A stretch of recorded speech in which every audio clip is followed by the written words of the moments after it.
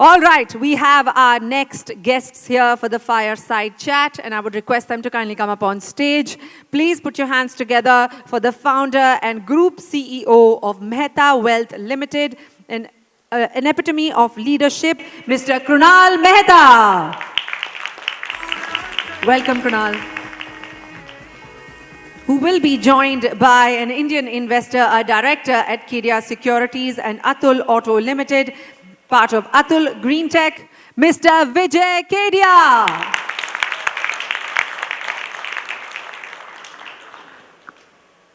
Welcome, gentlemen.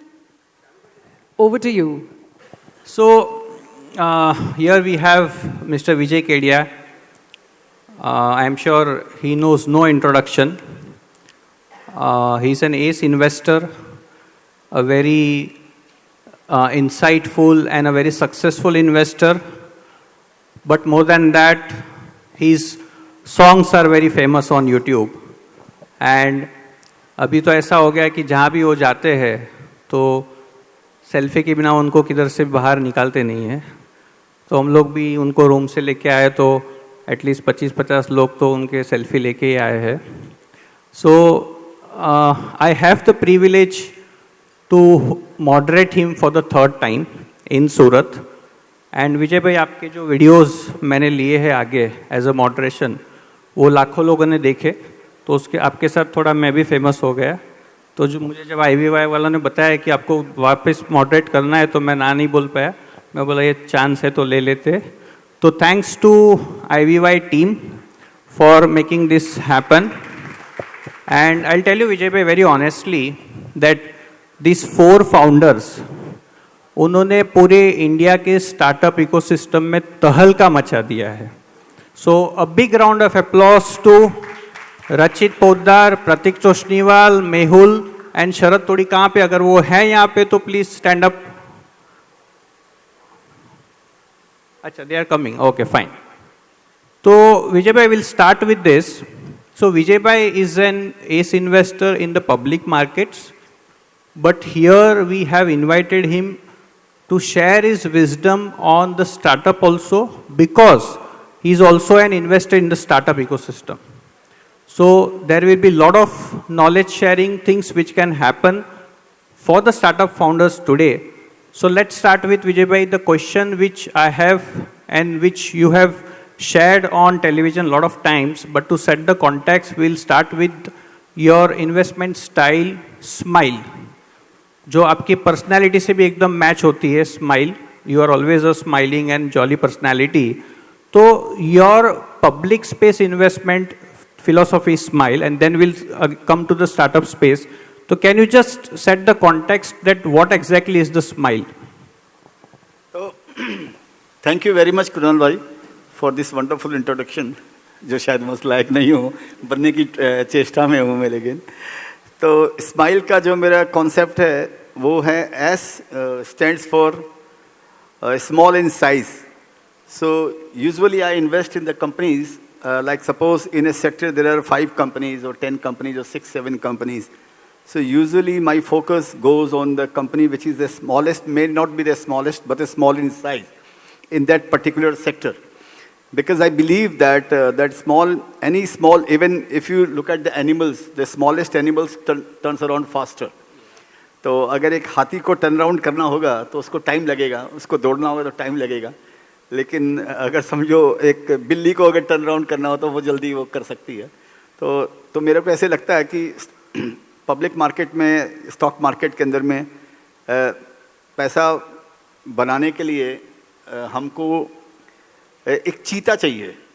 कि दौड़ तो सभी शेयर्स रहे हैं, दौड़ तो सभी एनिमल्स रहे हैं, लेकिन जो चीता है जो फास्टेस्ट दौड़ता है. तो ऐसा खाली दिमाग में ऐसा रहता है. तो ज़रूरी नहीं है कि सारे चीता अपने को मिल भी जाते हैं, कभी चीटियाँ भी मिलती हैं चीता की बजाय. लेकिन प्लानिंग यही है कि यहाँ भी स्मॉल इन साइज़ हो. तो और दूसरा जो स्माइल का MI जो है, मीडियम इन एक्सपीरियंस.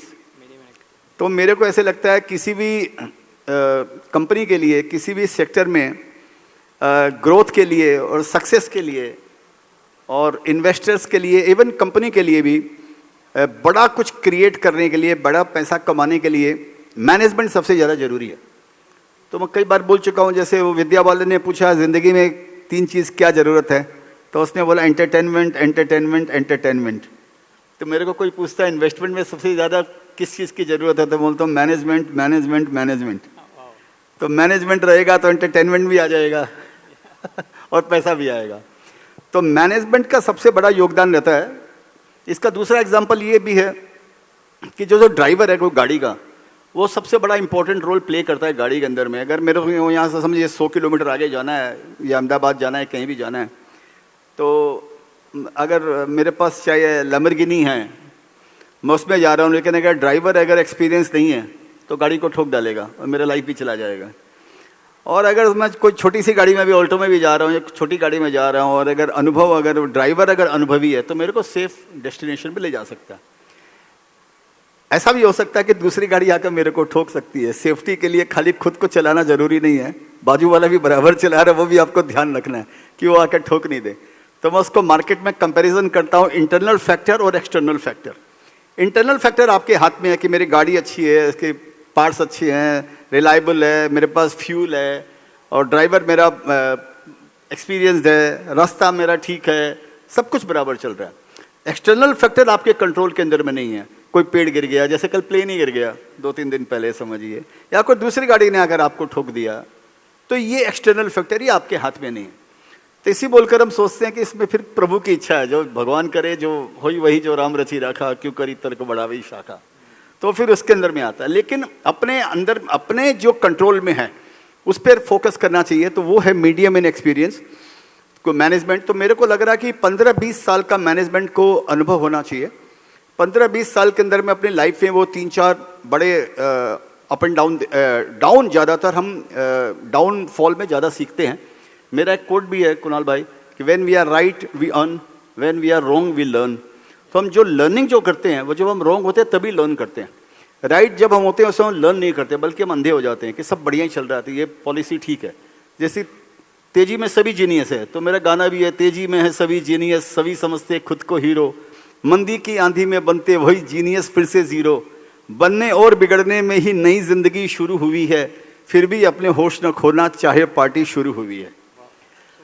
तो तेजी बाजार में सभी जीनियस है, तो इस बोलकर वो आपका उदाहरण नहीं। कई बार मेरे को बोलते हैं, मैं ट्विटर पे भी डालता हूँ, इंस्टाग्राम पे भी डालता हूँ, कई बार मेरे पास लोग आके बोलते हैं कि देखो सर मैं 3 साल से मार्केट में हूँ, और मैं मार्केट में आया और ये किया वह किया, और मैंने 5 लाख कमा लिया, मैंने 10 लाख कमा लिया, मैंने ये कर लिया, मैंने वो कर लिया।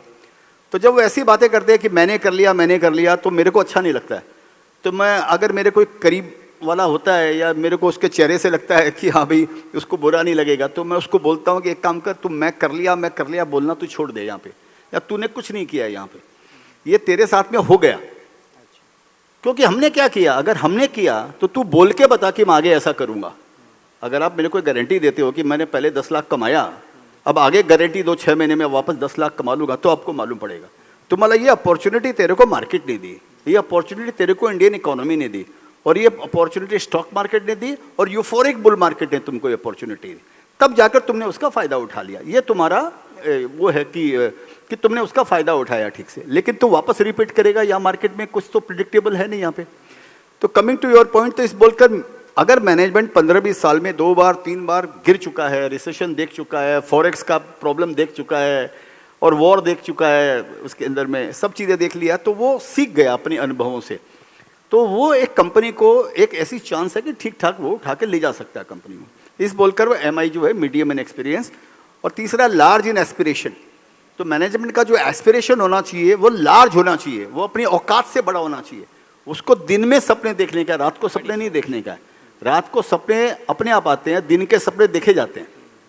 तो उसको दिन में सपने देखने का, उसका एस्पिरेशन लार्ज होना चाहिए कि आज मेरी कंपनी 150, 200, 500 हज़ार करोड़ की है, 5 साल में मेरे को 2000, 5000 करोड़ बनना है, बाद में मेरे को रीजनल से नेशनल बनना है, नेशनल से इंटरनेशनल बनना है। क्योंकि अगर जो फाउंडर है या कंपनी का जो प्रोमोटर है, वो अगर लखपति से करोड़पति नहीं बनेगा या लखपति से अरबपति नहीं बनेगा, तो हम जो शेयर होल्डर हम हजारपति से लखपति नहीं बन पाएंगे, क्योंकि केक बड़ा होना चाहिए। तो वो हमारा डिपेंड करता है कि अगर वो ड्राइवर अगर 500 किलोमीटर लेके जा रहा है, तो उसको नींद नहीं आनी चाहिए रास्ते में, उसका एस्पिरेशन जिंदा रहना चाहिए। मेरे को 500 किलोमीटर तक सोना नहीं है, चौकन्ना रहना है और मेरे को चलते रहने का है। तो ये इंपॉर्टेंट है।